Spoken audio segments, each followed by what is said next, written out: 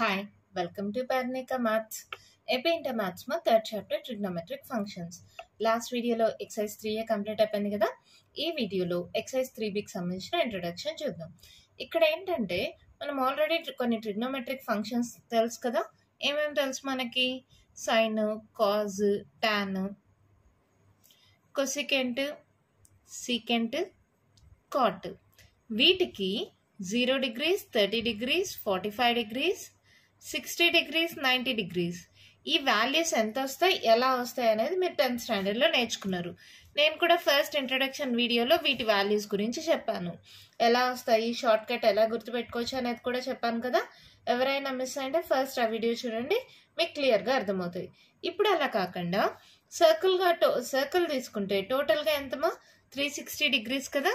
So 360 degrees లేదంటే 2π radians దాకా దీని వాల్యూస్ ఎలా వస్తాయో చూద్దాం. దానికోసం ఒక సర్కిల్ని కన్సిడర్ చేసుకుందాం. ఈ సర్కిల్ యూనిట్ సర్కిల్ అనుకుందాం. యూనిట్ సర్కిల్ అంటే ఏంటి? Radius equals to 1 unit. అవునా? అప్పుడే కదా అది యూనిట్ సర్కిల్ అంటాం. దీన్ని నేను 4 పార్ట్స్గా డివైడ్ చేస్తున్నా. ఈ 4 పార్ట్స్ ఏంటంటే x axis, x dash axis, y axis, y dash axis. ఇక్కడ ఆల్రెడీ యూనిట్ సర్కిల్ అన్నాం కదమ్మా. సో ఈ 0 ఆరిజిన్ అనుకుంటే ఈ డిస్టెన్స్ ఎంత? 1 యూనిట్ కదా. సో ఈ పాయింట్ ఏమవుతుంది? 1,0. ఇది 1 యూనిట్. వై యాక్సిస్ కాబట్టి 0,1. ఇది నెగిటివ్ కాబట్టి ఏమవుతుంది? -1,0. ఇది ఇక్కడ నుంచి ఇక్కడికి డిస్టెన్స్ -1 కాబట్టి 0,-1. అవునా? ఈ పాయింట్స్ ఓకేనా? సో దీనిలని ABCD అని మార్క్ చేసుకుంటున్నాం. ఎందుకు ఇలా 1 0 0 1 ఇలా వచ్చాయమ్మా? ఇది 0, ఈ డిస్టెన్స్ 1 యూనిట్, ఇది 1 యూనిట్, ఇది 1 యూనిట్, ఇది 1 unit, radius equals to 1 unit అన్నాం కదా. సో ABCD పాయింట్స్ వచ్చాయి. అవునా? ఇప్పుడు నేను ఒక పాయింట్ P తీసుకుంటున్నా. Let P equals to A, B అనుకుందాం. A, B అంటే ఏంటి? ఇక్కడ నుంచి ఇక్కడికి డిస్టెన్స్ A అని, ఇక్కడ నుంచి ఇక్కడికి ఇది A అని, ఇది B అని. అవునా కాదా? ఈ పాయింట్ M అనుకుందాం. OM డిస్టెన్స్ A అని కదా, MP డిస్టెన్స్ B అని కదా. సో దీన్ని జాయిన్ చేస్తున్నాం. ఇక్కడ ఫామ్ అయ్యే యాంగిల్ X అనుకుందాం. ఇది X అయితే AP డిస్టెన్స్ ఏమవుతుంది? ఇది ఏమవుతుందమ్మా? చూడండి, ఇది రేడియస్, ఇది రేడియస్, ఇది రేడియస్, ఇది ఏమవుతుంది? ఆర్క్ అవుతుంది. ఆర్క్ లెంత్ ఇక్కడ యూనిట్ సర్కిల్ కాబట్టి ఏపీ కూడా X అవుతుంది. అవునా? ఇప్పుడు నేను ఏదైతే సర్కిల్ తీసుకున్నానో సర్కిల్లో ఇక్కడ నాకు రైట్ యాంగిల్ ట్రయాంగిల్ ఫామ్ అయింది కదా.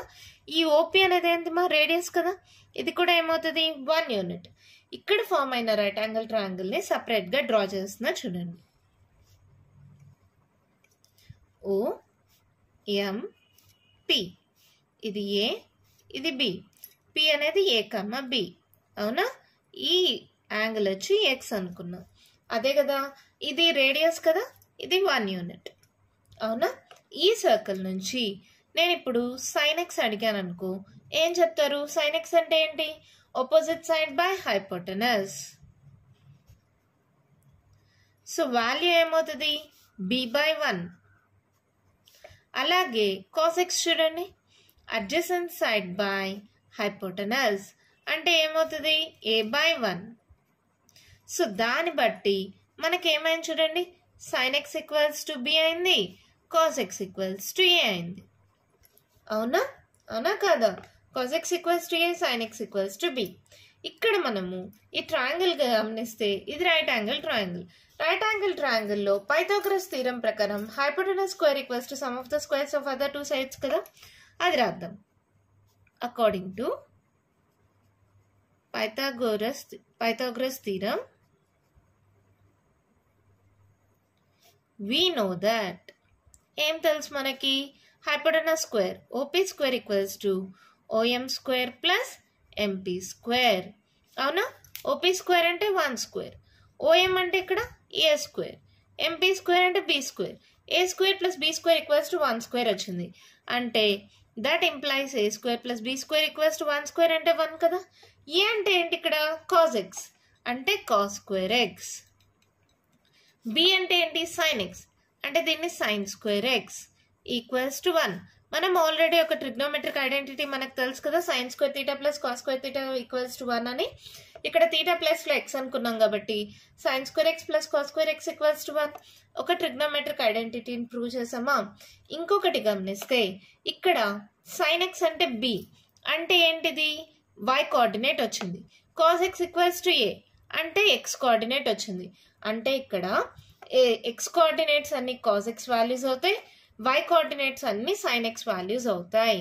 ఇక్కడ టోటల్ సర్కిల్ తీసుకుందాం. ఇప్పుడు ఇక్కడ చూడండి, ఇది ఇక్కడ ఫస్ట్ 0 degrees అనుకుంటే ఈ మొత్తం ఇక్కడ దాకా a నుంచి b దాకా ఎన్ని డిగ్రీస్ అవుతాయేమో, ఇది 90 degrees కదా, అంటే ఇది 90 degrees. ఇక్కడ c దాకా అంటే ఎంత అవుతుంది, ఇది 180 degrees. ఇక్కడ d దాకా అంటే ఏమవుతుంది 270 degrees. మళ్ళీ ఇక్కడికి వస్తే టోటల్ యాంగిల్ 360 degrees. అవునా, దాన్ని మీకు క్లియర్గా అర్థం అవడానికి మళ్ళీ ఫిగర్ డ్రా చేస్తే చూడండి.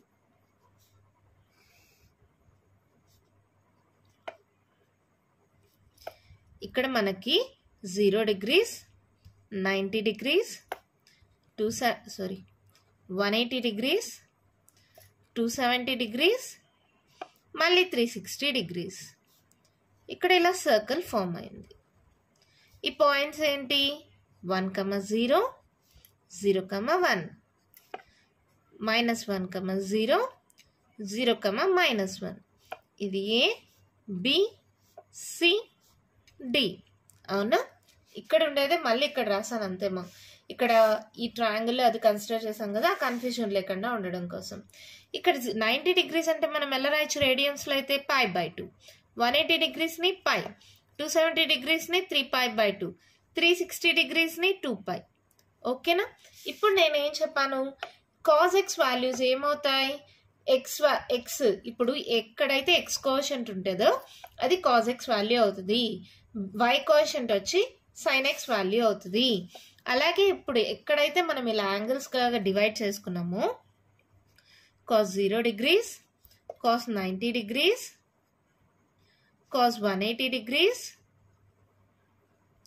cos 270 degrees, cos 360 degrees. వీటి వాల్యూస్ ఏమవుతాయంటే దీంట్లో ఉండే x కోఆర్డినేట్స్ చూడండి. ఫస్ట్ 0 degrees అంటే ఇక్కడ నుంచి స్టార్ట్ చేయాలి. సో 1, 0, -1, ఇక్కడ 0, స్టార్టింగ్ నుంచి రాయండి 1. ఇక్కడ 90 degrees దగ్గర 0, 180 degrees దగ్గర -1, 270 దగ్గర 0, మళ్ళీ ఇక్కడికి వచ్చిందంటే మళ్ళీ 1. ఇవే కాస్ వాల్యూస్. ఎంత సింపుల్గా ఉంది కదా. ఎక్స్ కోఆర్డినేట్ వాల్యూస్ రాసానమ్మా, 1, 0, -1, 0, 1. అలాగే y కోఆర్డినేట్స్ వచ్చి సైన్ వాల్యూస్ అవుతాయి. sin 0 degrees, sin 90 అంటే π/2 అని రాసుకోవచ్చా, 180 అంటే π అని రాసుకోవచ్చా, అలాగే 270 అంటే 3π/2 అని రాసుకోవచ్చా, అలాగే 360 అంటే 2π అని రాసుకోవచ్చా. ఇక్కడ డిగ్రీస్లో రాసా, ఇక్కడ రేడియన్స్లో రాసా మీకు అర్థం అవడం కోసం. ఓకేనా. ఇక్కడ రేడియన్స్ కాబట్టి డిగ్రీస్ పెట్టద్దండి. sin 0 ఎంత, 0. చూడండి y కోఆర్డినేట్, దీంట్లో y కోఆర్డినేట్ 1, దీంట్లో y కోఆర్డినేట్ 0, దీంట్లో y కోఆర్డినేట్ -1, మళ్ళీ ఇక్కడికి వస్తే దీంట్లో y కోఆర్డినేట్ 0. ఇవే వాల్యూస్. ఎంత సింపుల్గా వచ్చాయి కదా, అర్థమైందా. x కోఆర్డినేట్స్ అన్నీ కాస్ వాల్యూస్ అయ్యాయి, y కోఆర్డినేట్స్ అన్నీ సైన్ వాల్యూస్ అయ్యాయి. 0, 90 degrees, 180, 270, 360. ఓకేనమ్మా. వాల్యూస్ ఎలా వచ్చాయో అర్థమైనాయా. ఈ సైన్ కాస్ తెలిస్తే చాలమ్మా, మిగిలిన ప్రతి దాని యొక్క వాల్యూ వచ్చేస్తుంది కదా. సైన్ బై కాస్ చేస్తే టాన్ వచ్చేస్తుంది, 1/sin చేస్తే కొసెకంట్ వస్తుంది, 1/cos చేస్తే సీకెంట్ వచ్చేస్తుంది. అవునా. ఇప్పుడు వీటిని టేబులేట్ చేసుకుందాం. చూడండి, 0 degrees, 30 degrees, 45, 60, 90, 180, 270, 360. సైన్ వాల్యూస్ 0 నుంచి 90 దాకా ఎలా రాయాలో నేను మీకు ఆల్రెడీ లాస్ట్ వీడియోలో చెప్పా, ఎక్సైజ్ 3A ఇంట్రొడక్షన్ వీడియోలో. ఎవరైనా మిస్ అంటే చూడండి, షార్ట్ కట్ చేపించాను. 0, 1/2, 1/2, √3/2, 1. ఇక్కడ 1 నుంచి ఇలా రివర్స్ రాస్తే కాస్ వాల్యూస్ వచ్చేస్తాయి. టాన్ అంటే సైన్ బై కాస్ చేస్తే టాన్ వస్తాయి. ఇక్కడ దాకా మీకు తెలుసు. ఈ 3 ఇక్కడ చూడండి, sin 180 ఎంత, 0, sin 270 -1, sin 2π 0. అలాగే cos 180 -1, cos 270 0, cos 361. ఇప్పుడు tan రావాలంటే sin by cos 0 by anything 0, -1 by 0, డినామినేటర్లో 0 అంటే నాట్ డిఫైన్, 0 by 1 అంటే 0. ఓకేనా, sin cos tan వచ్చేసాయి. నెక్స్ట్ ఏంటి, ఇప్పుడు కొసికెంట్ కావాలంటే ఏం చేయాలి, జస్ట్ 1 by sin చేస్తే కొసికెంట్ వచ్చేస్తుందా. అదే సీకెంట్ x కావాలంటే 1 by cos x చేస్తే సరిపోతుంది కదా. అలాగే cot x కావాలంటే 1 by tan x రాస్తే సరిపోతుందా. సో ఈ 3 వాల్యూస్ తెలిస్తే చాలు, మిగతా వాల్యూస్ని కూడా ఈజీగా కనుక్కోవచ్చు. అవునా, ఆల్రెడీ ఇక్కడ మనం ఒక ట్రిగ్నోమెట్రిక్ ఐడెంటిటీ ప్రూవ్ చేసాం, sin square x plus cos square x = 1 అని. ఇంకా మిగిలిన 2 ట్రిగ్నోమెట్రిక్ ఐడెంటిటీస్ ఉన్నాయి కదా, అవేంటో కూడా చూద్దామా. 1 plus tan square x, 1 plus tan square x trigonometric identity ఏమవుతుంది, secant square x కదా. ఎలా వస్తుందో చూద్దాం. 1 plus tan అంటే ఏం రాయొచ్చు, sin by cos, so sin x by cos x. ఇక్కడ స్క్వేర్ ఉంది కాబట్టి sin square x by cos square x. LCM తీసుకోండి మా cos square x ఏమవుతుంది, ఇప్పుడు cos square x plus sin square x. ఇప్పుడే నేర్చుకున్నాం మనం sin square x plus cos square x = 1 అని. అది కానీ యూజ్ చేస్తే ఇదేమవుతుంది, 1 by cos square x. 1 by cos అంటే ఏంటి, secant కదా. సో ఇదేమవుతుంది secant square x. ఇంకో ట్రిగ్నోమెట్రిక్ ఐడెంటిటీ కూడా వచ్చింది, 1 plus tan square x = secant square x. ఇంకా లాస్ట్ అండ్ ఫైనల్ ఇంకో ట్రిగ్నోమెట్రీ ఐడెంటిటీ ఉంది కదా, 3 ట్రిగ్నోమెట్రిక్ ఐడెంటిటీస్. ఇది ఫస్ట్ది, ఇది సెకండ్ది, ఇంకోటి థర్డ్ది. 1 plus cot square x. 1 plus cot అంటే ఏంటి, cos by sin. అవునా, sin ఎల్సిఎం తీసుకోండి, sin square x. sin square x plus cos square x అయినా cos square x plus sin square x అయినా ఒకటేమా, అడిషన్లో ఒకటే కదా, a plus b అన్నా b plus a అన్నా ఒకటే. So 1 by sin square x. 1 by sin is nothing but cosecant. So ఇదేమవుతుంది cosecant square x. ఇంకో trigonometric identity కూడా ప్రూవ్ చేసేసాం, 1 plus cot square x = cosecant square x. అక్కడ మనం ట్రిగ్నోమెట్రిక్ ఐడెంటిటీస్ నేర్చుకున్నాం, వాటి ప్రూఫ్స్ తెలియదు కదా. ఇప్పుడు అవి ఎలా వచ్చాయో 3 ట్రిగ్నోమెట్రిక్ ఐడెంటిటీస్ని కూడా ప్రూవ్ చేసాం. ఓకేనా, ఇక్కడ దాకా అర్థమైందమ్మా. నెక్స్ట్ ఇక్కడ ఒకసారి గమనించండి, ఒక సర్కిల్ కన్సిడర్ చేసాం, టోటల్ యాంగిల్ 360 అన్నాం. 360 తర్వాత ఏవైనా యాంగిల్స్ వస్తాయి అంటే, ఇప్పుడు ఎగ్జాంపుల్ 520 degrees, 715 degrees, ఇలా ఏదైనా యాంగిల్స్ ఇచ్చారు అంటే ఎలా వస్తుంది, ఇక్కడ 360 అయిపోయిన తర్వాత మళ్ళీ ఇదే సర్కిల్ రిపీట్ అవుతుంది కదా. సో తర్వాత 360 తర్వాత ఏ యాంగిల్స్ అయినా రిపీట్ అయితే ఇక్కడ n ప్లేస్లో 1, 2, 3 ఏదైనా తీసుకోండి. ఒకసారి 2π అయిపోయిన తర్వాత ఆ యాంగిల్ కానీ రిపీట్ అయితే sin of 2nπ plus x వచ్చి sin x అవుతుంది. అలాగే cos of 2nπ plus x వచ్చి cos x అవుతుంది. n వాల్యూ ఏదైనా తీసుకోండి మా, అంటే sin of 2π plus x, n 1 తీసుకుంటే sin x అవుతుంది.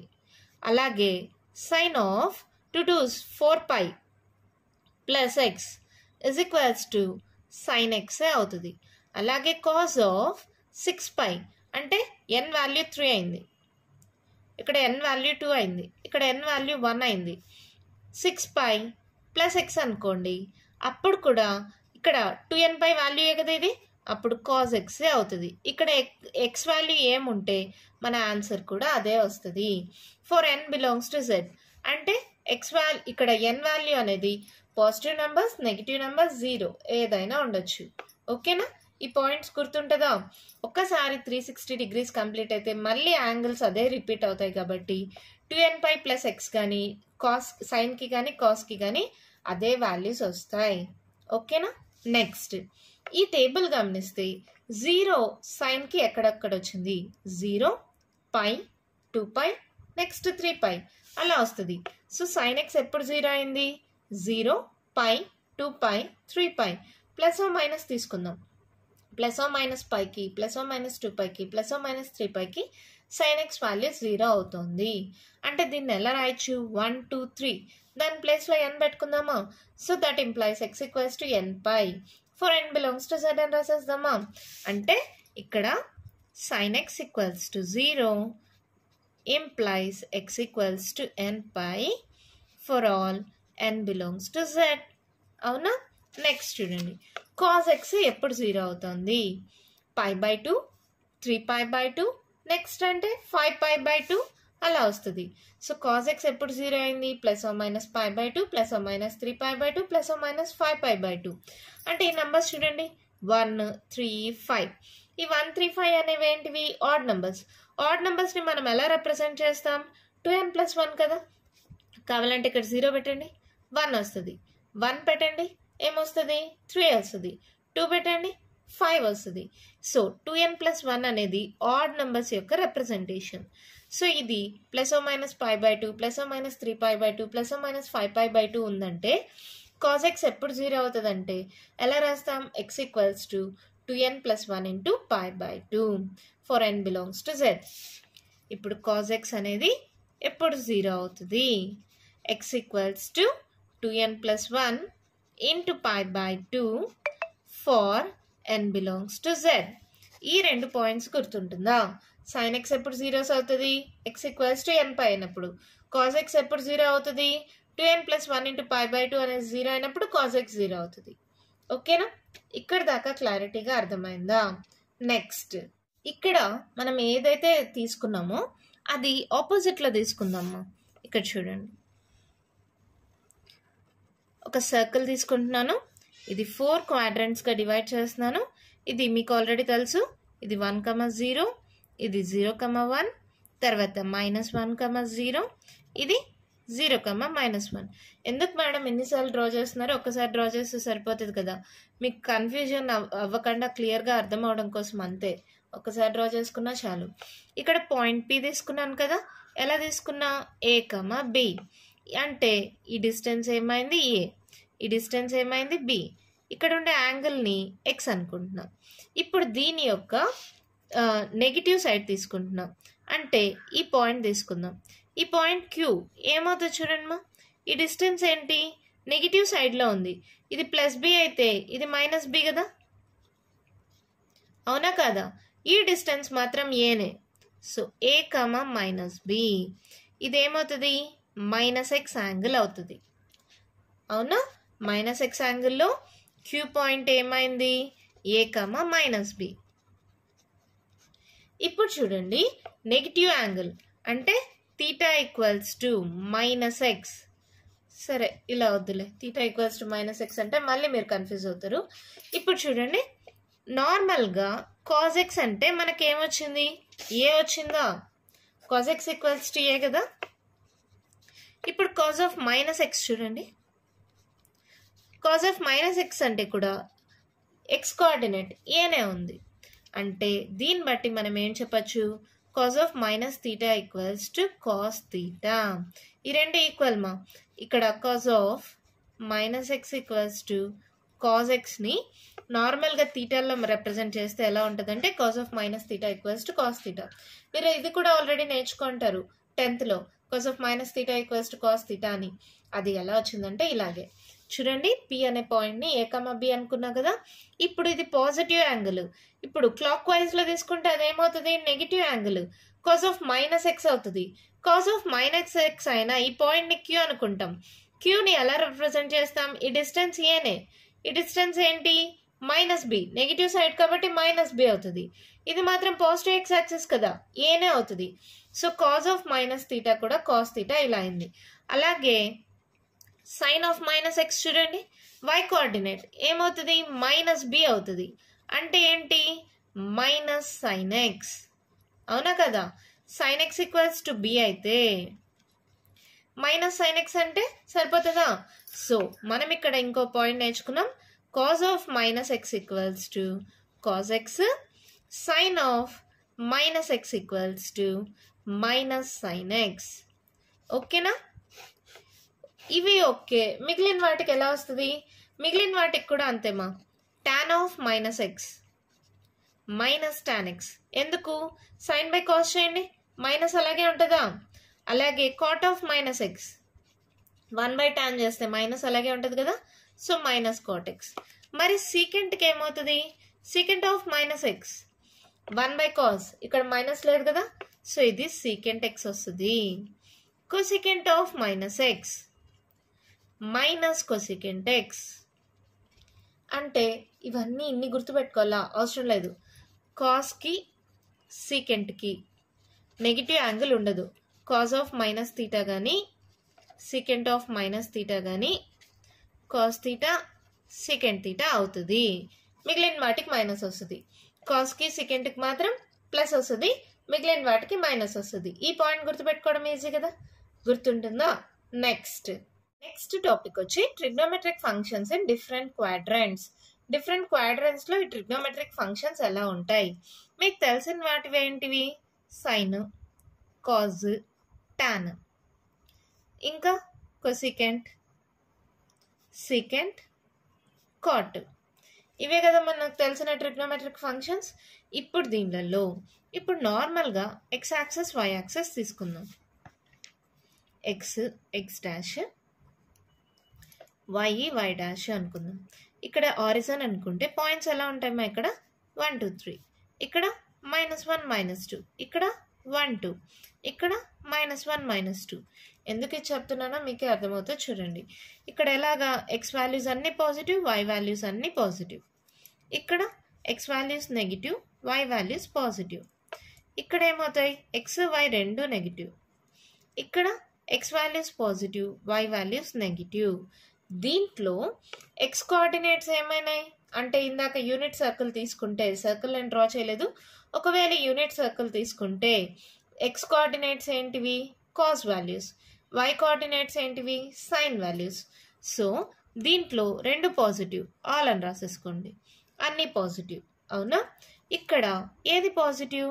వై కోఆర్డినేట్ అంటే కాజ్ నెగిటివ్, సైన్ పాజిటివ్. ఇక్కడ కాజ్ నెగిటివే, సైన్ నెగిటివే. ఇక్కడ cos positive, sine negative. Sine by cos చేస్తే టాన్ వస్తుంది కదా.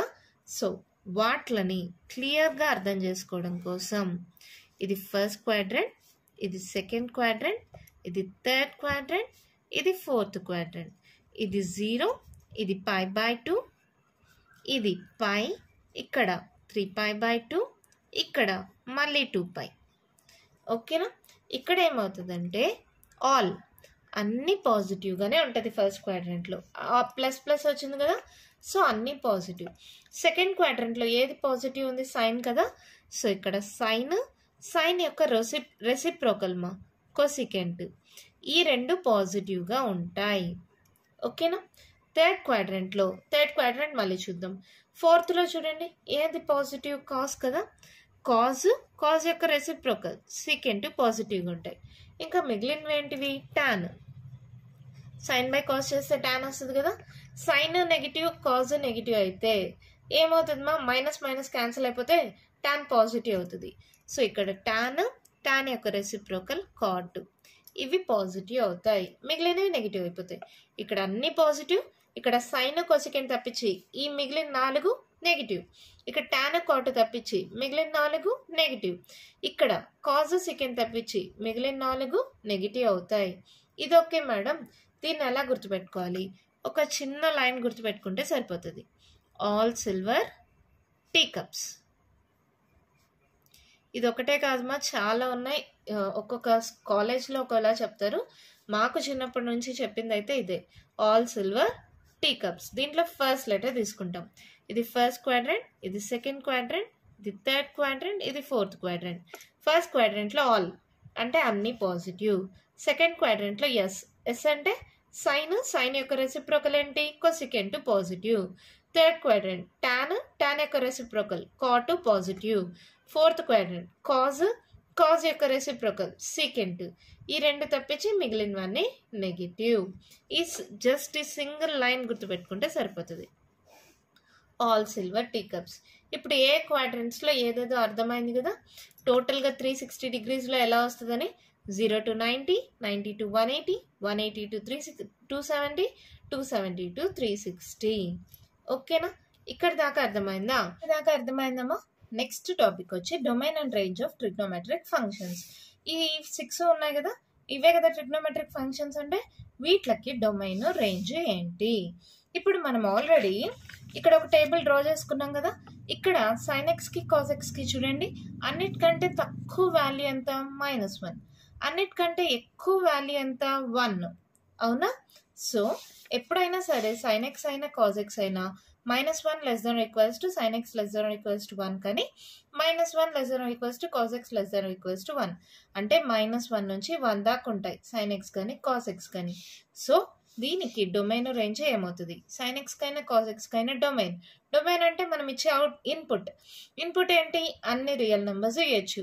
రేంజ్ అంటే మనకు వచ్చే అవుట్పుట్ ఎక్కడి నుంచి ఎక్కడి దాకా వస్తుంది? -1 నుంచి 1 దాకా. ఈక్వల్స్ టు సింబల్ ఉంది కాబట్టి క్లోజ్డ్ బ్రాకెట్. ఓకేనా? నెక్స్ట్ కొసెకెంట్ x అంటే ఏంటిమా? 1/sin x.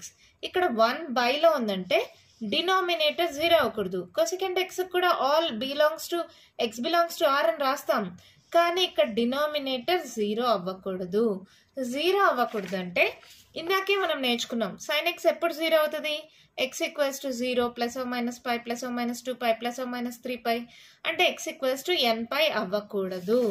సో కొసెకెంట్ x కి ఇన్పుట్ అంటే డొమైన్ ఏమవుతుంది? x maps x belongs to r and x not equals to nπ for n belongs to z. ఓకేనా? ఇది ఇన్పుట్. మరి రేంజ్ అంటే అవుట్పుట్ ఏమొస్తుంది? ఆల్రెడీ sin x వాల్యూస్ -1 నుంచి 1 దాకా ఉన్నాయి కదా, ఈ రేంజ్లో కొసెకెంట్ x రాదు. ఎందుకు? sin x డినామినేటర్లో ఉంటుంది కాబట్టి -1 నుంచి 1 దాకా కొసెకెంట్ x వాల్యూస్ ఉండవు. సో ఎలా ఉంటుంది range? y maps y belongs to r, y greater than or equals to 1 or y less than or equals to -1. ఓకేనా? నెక్స్ట్ సెకండ్ x అంటే ఏంటిమా? 1/cos x కదా. ఆల్రెడీ డినామినేటర్ 0 అవ్వకూడదని ఇప్పుడే నేర్చుకున్నాం. cos x కి ఎప్పుడు 0 అవుతుంది?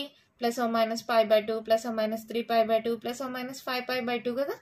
అంటే ఇది ఎలా రాసాం? x equals to 2n + 1 × π/2. ఈ వాల్యూ కానీ ఎక్స్లో ఉంటే cos x 0 అవుతుంది. అది అవ్వకూడదు, 0 అవ్వకూడదు కాబట్టి ఏం రాస్తాం? Domain x maps x belongs to r and x not equals to 2n + 1 × π/2 for n belongs to z. ఇక్కడ మరి రేంజ్ ఏమవుతుంది? రేంజ్ కూడా అంతే. ఇక్కడ cos x కి ఏంటి? -1 నుంచి 1 దాకా ఉంటుంది కాబట్టి ఇక్కడ సెకండ్ x కి ఎలా ఉంటుందంటే y maps y belongs to r, y greater than or equals to 1 or y less than or equals to -1.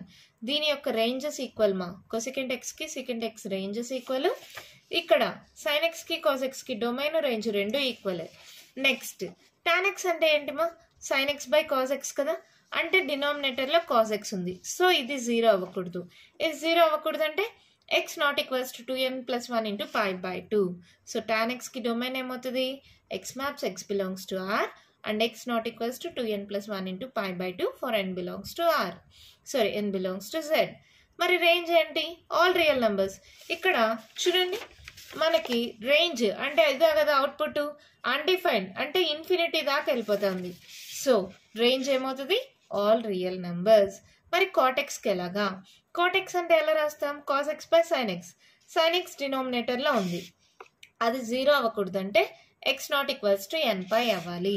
So కాటెక్స్ యొక్క డొమైన్ ఏమవుతుంది? x maps x belongs to r and x not equals to nπ where n belongs to z. Range ఏమవుతుంది? All real numbers. ఇప్పుడు అర్థమైందమ్మా అన్ని trigonometric ఫంక్షన్స్కి domain range. ఈ concept అనేది మీకు నార్మల్గా ఎగ్జామ్స్లో అయితే బిట్స్గా ఏమన్నా ఇస్తారు, లేదంటే లేదు. ఈ డొమైన్ రేంజెస్ అనేది మీకు కాంపిటేటివ్ ఎగ్జామ్స్కి లైక్ ఎంసెట్, ఐఐటి వాటికి చాలా బాగా యూజ్ అవుతుంది. ఓకేనా?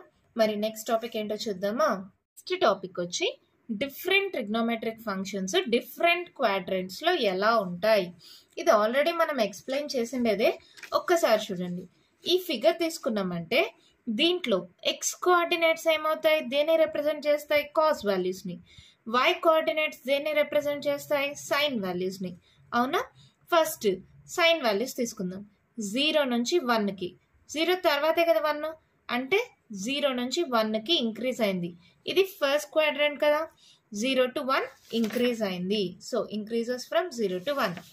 సెకండ్ క్వాడ్రంట్ 0 నుండి ఇప్పుడు 1 నుంచి 0 మా y కోఆర్డినేట్ తీసుకుంటున్నాం. ఓకేనా? 1 నుంచి 0. 1 నుంచి 0 అంటే తగ్గిపోవడం కదా. So decreases from 1 to 0. Second క్వాడ్రంట్లో డిక్రీజెస్ ఫ్రమ్ 1 to 0. తర్వాత 0 నుంచి -1, 0 కంటే -1 తక్కువ కదా, అంటే decreases from 0 to -1 in third quadrant. చూడండి, decreases from 0 to -1 in third quadrant. Next fourth క్వాడ్రంట్లో ఏమైంది, -1 నుంచి 0 అంటే ఇంక్రీజ్ అవ్వడం కదా, సో ఏం రాస్తాం, ఇంక్రీజెస్ ఫ్రమ్ -1 to 0. అర్థమైందా? జస్ట్ దీన్ని బేస్ చేసే రాసమ్మా. ఇప్పుడు కావాలంటే ఎక్స్ కోఆర్డినేట్స్ తీసుకోండి. 1, ఇక్కడ 0, 1 కంటే 0 తక్కువ కదా, అంటే ఏమైంది, decreases from 1 to 0, decreases from 1 to 0. తర్వాత చూడండి 0 నుంచి -1 మళ్ళీ తగ్గిపోయింది. సెకండ్ క్వాడ్రంట్లో decreases from 0 to -1, decreases from 0 to -1. Third క్వాడ్రంట్లో చూడండి -1 నుంచి 0 అంటే ఇంక్రీజ్ అయింది. -1 తర్వాత కదా 0 పెద్దది కదా, సో ఇంక్రీజెస్ ఫ్రమ్ -1 to 0. చూడండి థర్డ్ క్వాడ్రంట్లో, అవునా? నెక్స్ట్ చూడండి 0 to 1 అంటే ఇంక్రీజ్ అయింది కదా, increases from 0 to 1, increases from 0 to 1. ఇలాగే ప్రతిదానికి ఇలా టేబులేట్ చేసుకున్నాం. సైన్ ఎక్స్ కాస్ ఎక్స్ నేను చెప్పా, మిగిలిన వాటికి కూడా అంతే. సైన్ బై కాస్ చేస్తే కదా టాన్, అంటే 0 బై ఎనీథింగ్ అంటే ఇక్కడ మనం 0 to ఇన్ఫినిటీ దాకా తీసుకుంటాం కాబట్టి ఇంక్రీజెస్ ఫ్రమ్ 0 to ఇన్ఫినిటీ. మళ్ళీ ఇక్కడ సెకండ్ క్వాడ్రంట్లో increases from -infinity to 0. Next third క్వాడ్రంట్లో increases from 0 to infinity, increases from -infinity to 0. Next cot ఎలాగా, ఇక్కడ ఇంక్రీజ్ అయితే ఇది డిక్రీజ్ అవుతుంది, డిక్రీజెస్ ఫ్రమ్ ఇన్ఫినిటీ టు 0, ఇది ఇంక్రీజ్ అయితే ఇది డిక్రీజ్ అవుతుంది, 0 to -ఇన్ఫినిటీ, ఇది ఇంక్రీజ్ అయితే ఇది డిక్రీజ్ అవుతుంది, ఇన్ఫినిటీ టు 0, ఇది ఇంక్రీజ్ అయితే ఇది డిక్రీజ్ అవుతుంది, 0 to -ఇన్ఫినిటీ. ఓకేనమ్మా? నెక్స్ట్ సీకెంట్ అంటే మీకు తెలుసు కాజ్ యొక్క రెసిప్రోకల్. సో దీంతో కంపేర్ చేసుకోండి, ఇది డిక్రీజ్ అయింది కాబట్టి ఇది ఇంక్రీజెస్ అవుతుంది ఫ్రమ్ 1 to ఇన్ఫినిటీ, ఇది డిక్రీజ్ అయింది కాబట్టి ఇది ఇంక్రీజ్ అవుతుంది ఫ్రమ్ -ఇన్ఫినిటీ to -1, ఇది ఇంక్రీజ్ అయింది కాబట్టి ఇది డిక్రీజ్ అవుతుంది -1 to -ఇన్ఫినిటీ. నెక్స్ట్ ఇది ఇంక్రీజ్ అయింది కాబట్టి ఇది డిక్రీజ్ అవుతుంది ఫ్రమ్ ఇన్ఫినిటీ to 1. ఓకేనమ్మా? నెక్స్ట్ చూడండి కొసికెంట్ వాల్యూస్, డిక్రీజెస్ ఫ్రమ్, ఇది సైన్ యొక్క రెసిప్రోకల్ కాబట్టి ఇది ఇంక్రీజ్ అయితే ఇది డిక్రీజ్ అవుతుంది, decreases from infinity to 1. Second క్వాడ్రంట్లో increases from 1 to infinity, third క్వాడ్రంట్లో increases from -infinity to -1, fourth క్వాడ్రంట్లో డిక్రీజెస్ ఫ్రమ్ -1 to -ఇన్ఫినిటీ. మీరు టేబుల్ చూడండి మా, చాలు మీకే అర్థమవుతుంది. ఇది మరీ అంత మెయిన్ టాపిక్, ఇంపార్టెంట్ టాపిక్ కాదు, కానీ మీకు తెలియాలి, కాంపిటేటివ్ ఎగ్జామ్స్కి యూజ్ అవుతుంది కాబట్టి చెప్తున్నా. సేమ్ ఈ టేబుల్ని బేస్ చేసుకొని మీకు గ్రాఫ్స్ ఉన్నాయి మా. టాపిక్ వచ్చి గ్రాఫ్స్ మా. ఈ గ్రాఫ్స్ ఏం పెద్ద కష్టం కాదు, ఆల్రెడీ మనకు పాయింట్స్ ఉన్నాయి కదా, ఈ పాయింట్స్లో 0 degrees, 90 degrees, 180, 270, 360 వీటి పాయింట్స్ని గ్రాఫ్లో ప్లాట్ చేసుకుంటాం. 0కి 0, 90కి 1, 0కి 0, 90కి 1, 180కి 0, 270కి -1, 180కి 0, 270కి -1, మళ్ళీ 360కి 0. చూడండి ఈ పాయింట్స్ని జస్ట్ ఇలా జాయిన్ చేసుకుంటూ పోతే ఒక వేవ్ షేప్ వస్తుంది. ఇది y = sin x యొక్క graph. Next y = cos x, 1 నుంచి 0కి, ఇక్కడ చూడండి 1 నుంచి 0కి, మళ్ళీ 0 నుంచి -1కి, మళ్ళీ -1 నుంచి 0కి, మళ్ళీ 0 నుంచి 1కి. సో మెయిన్ గ్రాఫ్ అంటే ఇక్కడ నుంచి ఇలా వచ్చి మళ్ళీ ఇలా వెళ్తుంది. ఇది మళ్ళీ మళ్ళీ రిపీట్ అవుతుంది. మనం అందుకే కదా నేర్చుకున్నాం sin of 2nπ + x = sin x అని, అలాగే cos of 2nπ + x = cos x అని. అంటే 0 నుంచి 2π దాకా ఏదైతే గ్రాఫ్ వస్తుందో అది మళ్ళీ మళ్ళీ అదే రిపీట్ అవుతుంది. ఇక్కడ కూడా అంతే, 0 నుంచి 2π దాకా ఏదైతే వస్తుందో అది మళ్ళీ మళ్ళీ రిపీట్ అవుతూ వస్తుంది. y = sin x graph, y = cos x graph అర్థమైందా? Next y = tan x. tan x points చూడండి, 0 అన్డిఫైన్డ్ అంటే ఇన్ఫినిటీ అనుకోండి, మళ్ళీ 0, ఇన్ఫినిటీ, 0. ఇక్కడ -1 అంటే ఇది మైనస్లో ఉంటుంది. So 0 to infinity, 0 to -infinity, మళ్ళీ 0. అవునా? సో ఈ పాయింట్స్ని ప్లాట్ చేస్తే మైనస్ ఇన్ఫినిటీ నుంచి జీరోకి వస్తుంది, జీరో నుంచి ఇన్ఫినిటీకి వెళ్తుంది. మైనస్ ఇన్ఫినిటీ నుంచి జీరోకి, జీరో టు ఇన్ఫినిటీ. ఇది y equals to tan x యొక్క గ్రాఫ్. ఓకేనా? అలాగే y equals to cot x graph ఎలా ఉంటుందంటే ఇన్ఫినిటీ నుంచి జీరోకి, జీరో టు మైనస్ ఇన్ఫినిటీకి, ఇన్ఫినిటీ నుంచి జీరోకి, zero to minus infinity. So y equals to cot x యొక్క గ్రాఫ్ ఇలా ఉంటుంది. నెక్స్ట్ వచ్చి y equals to secant x. ఇక్కడ మనం ఒకసారి చూడండి మా రేంజ్ ఎలా ఉంది. y greater than equals to 1 or y less than equals to -1. అంటే 1కి -1కి మధ్యలో దీని పాయింట్స్ ఏమీ ఉండవు. సో secant x గ్రాఫ్ చూడండి, 1కి -1కి మధ్యలో ఏమి ఉండదు. సో దీని యొక్క గ్రాఫ్స్ ఎలా ఉంటాయంటే ఇలా యూ షేప్స్ ఉంటాయి. Upward U or downward U ఉంటుంది. ఎలా ఉంటుందంటే ఇన్ఫినిటీ నుంచి 1కి, 1 to infinity, minus infinity to -1, -1 to minus infinity. అలాగే కొసికెంట్ కూడా అంతే, సేమ్ రేంజ్ కదా. కొసికెంట్ ఎక్స్ కూడా same range, y greater than equals to 1 or y less than equals to -1. So 1కి -1 మధ్యలో గ్రాఫ్ ఉండదు. ఇది కూడా ఎలా ఉంటుంది, ఇన్ఫినిటీ నుంచి 1కి, 1 టు ఇన్ఫినిటీకి, మైనస్ ఇన్ఫినిటీ నుంచి -1కి, -1 టు ఇన్ఫినిటీకి. ఇలా ఉంటాయి గ్రాఫ్స్. ఓకేనా? జస్ట్ ప్లాట్ ద గ్రాఫ్స్ అంటారమ్మా. y equals to sin x graph ఇది. ఓకేనా? y equals to cos x graph ఇది. y equals to tan x graph ఇది. ఇక్కడ డాటెడ్ లైన్స్ ఎందుకు రాసానంటే ఈ పాయింట్స్ దగ్గర ఇన్ఫినిటీ, అన్డిఫైన్డ్, మనకు ఆల్రెడీ ఇందాక వాల్యూస్ వచ్చాయి కదా. చూడండి, π/2 దగ్గర అన్డిఫైన్డ్, 273 π/2 దగ్గర అన్డిఫైన్డ్. అలా ఎక్కడైతే అన్డిఫైన్డో అలా ఇక్కడ డాటెడ్ లైన్స్తో మెన్షన్ చేస్తాం. మళ్ళీ డాటెడ్ లైన్స్ ఏమనుకుంటారా అంటే అన్డిఫైన్డ్ అంటే ఇన్ఫినిటీ ఎక్కడెక్కడ వస్తుందో అక్కడ మనం ఇలా డాటెడ్ లైన్స్ రాస్తాం. ఓకేనా?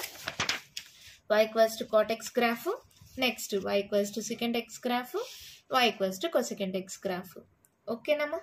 అర్థమైందయా? ఇక్కడ దాకా నేను చెప్పింది అంతా అర్థమైందమ్మా? దీంతో ఎక్సైజ్ 3Bకి సంబంధించిన ఇంట్రడక్షన్ కంప్లీట్ అయిపోయింది. ఇక్కడ నేను చెప్పిన ప్రతి టాపిక్ మీకేం ఎక్సర్సైజ్ ప్రాబ్లమ్స్లో ఉండదుమా. ఇవంతా ఏంటంటే చాలా కాన్సెప్ట్స్ అన్నీ మీకు కాంపిటేటివ్ ఎగ్జామ్స్కి చాలా యూజ్ అవుతాయి. అంటే ఎంసెట్కి, ఐఐటికి వాటికి యూజ్ అవుతాయి. ఇక్కడ మీరు నార్మల్గా రాసే పబ్లిక్ ఎగ్జామ్స్కి ఏ టాపిక్స్ అవసరం అనేది మనం ప్రాబ్లమ్స్ డిస్కస్ చేసేటప్పుడు చెప్తాను. వాటి వరకు నేర్చుకుంటే చాలు. లేదు మాకు కాంపిటేటివ్ ఎగ్జామ్స్ కూడా కావాలి అనుకున్న వాళ్ళు నేను చెప్పిన ప్రతి కాన్సెప్ట్ని అర్థం చేసుకోండి, నేర్చుకోండి. ఓకేనా? మరి మీకు ఇంకా ఏమైనా డౌట్స్ ఉంటే కామెంట్ బాక్స్లో అడగండి. మీకు కానీ వీడియో నచ్చినట్టయితే లైక్ చేయండి, షేర్ చేయండి, నా ఛానల్ని సబ్స్క్రైబ్ చేసుకోండి. Thank you.